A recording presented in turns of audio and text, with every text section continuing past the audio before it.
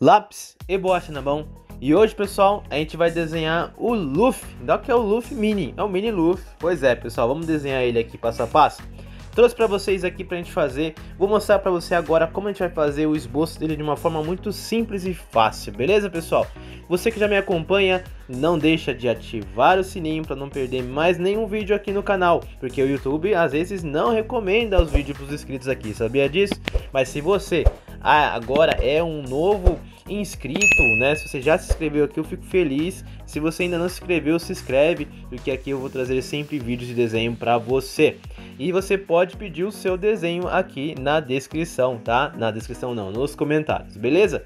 Bom, sem mais delongas, você já tá vendo que eu estou montando o esboço do Luffy de uma forma muito simples e fácil, tá? Tudo com formas geométricas, formas simples de você reproduzir.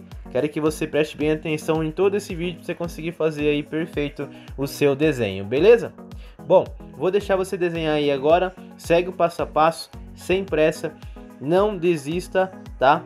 Fica treinando, pratica, assiste outros vídeos aqui do canal, que eu tenho certeza que você vai conseguir desenhar, ok? Você só precisa praticar, beleza? Então, simbora desenhar!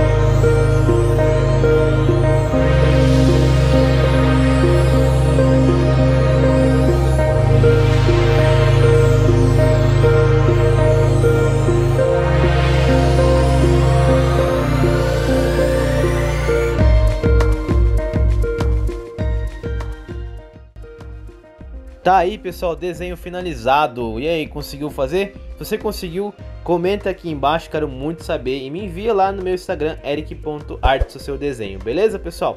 Bom, eu vou deixar agora para vocês mais 2 vídeos para você praticar e desenhar aí. Eu tenho certeza que a sua habilidade com desenho vai melhorar demais. Beleza, gente? Valeu e fui!